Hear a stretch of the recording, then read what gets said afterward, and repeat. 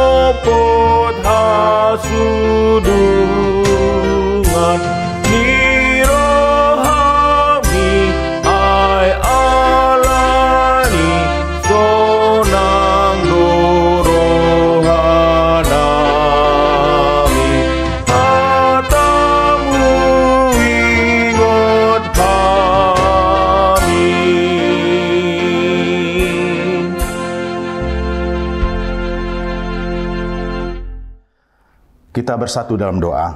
Terima kasih Tuhan Yesus, di mana pagi ini Tuhan memberikan kembali hamba-Mu kesempatan untuk menyampaikan firman Tuhan di tengah-tengah jemaat-Mu dimanapun berada.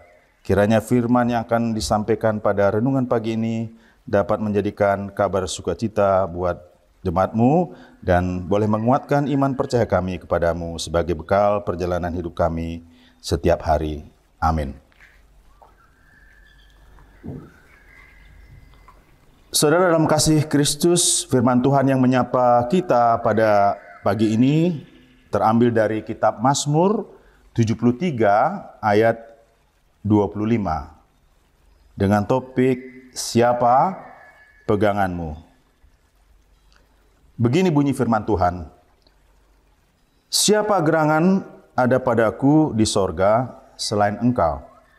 Selain Engkau tidak ada yang kuingini di bumi. Demikian firman Tuhan. Saudara dalam kasih Kristus, bila kita membaca keseluruhan ayat dalam kitab Mazmur 73 ini, kitab ini adalah ditulis oleh seorang pemimpin pujian yang bernama Asaf pada zaman itu. Dan hal yang melatar belakangi penulisan kitab Mazmur 73 ini adalah sebagai akibat daripada kegalauan ataupun rasa kepahitan dan penderitaan hidup yang dialami pemimpin pujian yang bernama Asaf. Di mana pemazmur Asaf ini merasa cemburu di dalam hatinya terhadap orang-orang fasik, di mana mereka dapat terlihat hidup senang, hidup kaya raya dengan berkelimpahan harta, hidup sehat dan serta aman selamanya. Maksudnya selamanya di sini maksudnya selama mereka hidup di dunia.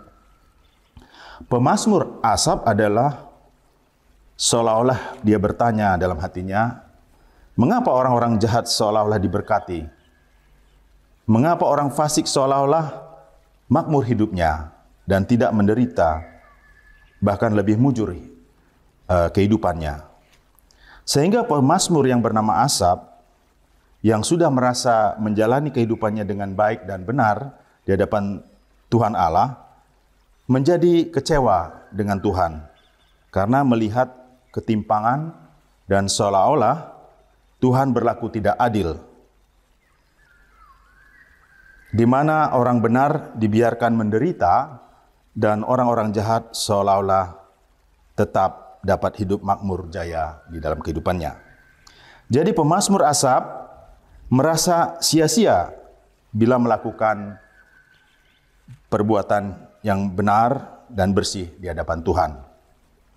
Hal ini dapat tergambar dari ungkapan Asaf pada Mazmur 73 ayat yang 13, di mana dikatakan, sia-sia sama sekali aku mempertahankan hati yang bersih dan membasuh tanganku, tanda tak bersalah. Lalu di ayat berikutnya dikatakan, namun sepanjang hari aku kena tulah dengan kena hukuman setiap pagi. Dari ayat ini, Asaf menggambarkan bahwa sia-sia aku mempertahankan kehidupan yang bersih. Sia-sia aku menjadi orang jujur. Sia-sia aku jadi orang benar. Sebab aku melihat sebagai orang benar, aku tidak mengalami sesuatu yang lebih baik dibandingkan dengan orang fasik. Bahkan orang fasik seolah-olah lebih beruntung hidupnya. Lalu yang menjadi pertanyaan bagi kita saat ini, apakah kegalauan Asaf ini juga terlintas dalam benak pikiran kita?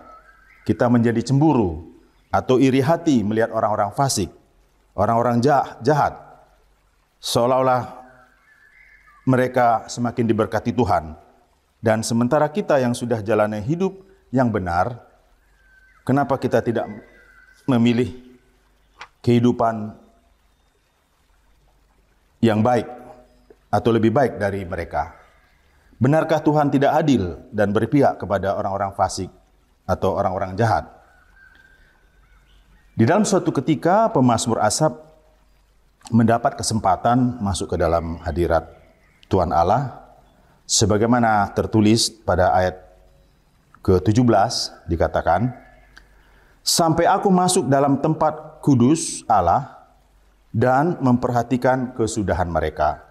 Lalu di ayat berikutnya dikatakan, sesungguhnya di tempat-tempat licin kau taruh mereka, kau jatuhkan mereka sehingga hancur.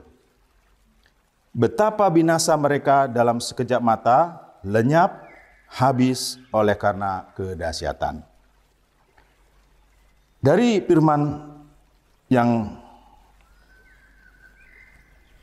kita baca barusan, pemazmur Asaf diperlihatkan bahwa jangan melihat suatu kehidupan dari sudut pandang mata manusia yang terbatas.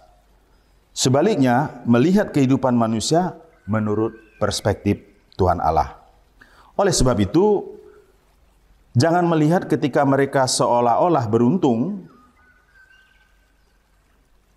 atau mereka seolah-olah diberkati dan aman-aman saja dan seterusnya, tetapi lihatlah bahwa sesungguhnya mereka ibarat berdiri di tempat-tempat yang licin. Sekali tergerincir, habis sudah. Dan selesai sudah, hancur sudah kehidupannya dan lenyap. Bandingkan dengan orang-orang benar.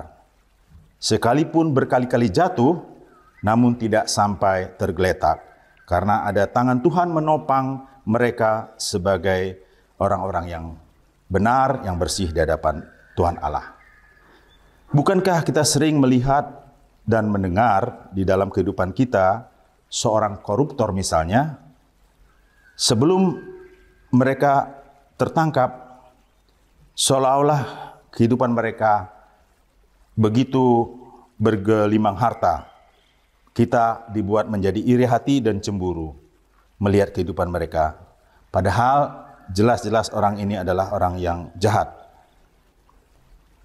Dan ketika mereka tertangkap, disitulah mereka mengalami segala kesusahan ataupun habis lenyap sudah harta yang mereka miliki atau yang sudah dicapainya.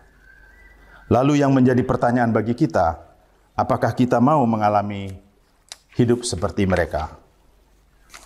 Tentu sebagai orang yang percaya kepada Tuhan, kita akan menjawab tegas tidak. Oleh sebab itu, firman Tuhan yang menyapa kita pada renungan singkat pada pagi ini adalah, kita diingatkan agar kita tetap setia hidup dengan menjalani hidup di dalam kasih Tuhan.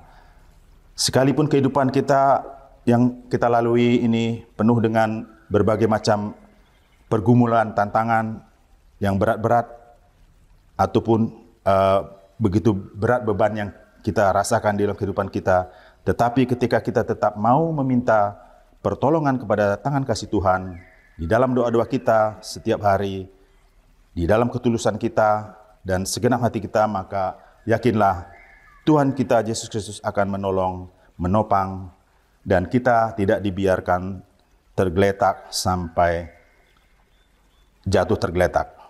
Jadi sebaliknya kita akan tetap berdiri kokoh dalam iman dan kebenaran kasih Tuhan. Amin.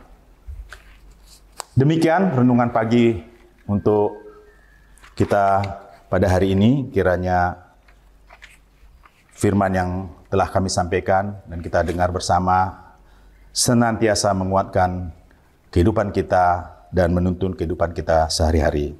Kita berdoa. Terima kasih Tuhan Yesus Kristus, kiranya firman Tuhan yang kami dengar dan kami sampaikan boleh menjadikan kabar sukacita bagi jemaat-Mu dimanapun berada dan menguatkan kehidupan kami hari demi hari. Dalam tangan kasih-Mu kami berdoa dan ucap syukur. Amin. Demikian renungan kita. Selamat beraktivitas, selamat bekerja. Semoga Tuhan memberkati kehidupan kita setiap hari. Horas.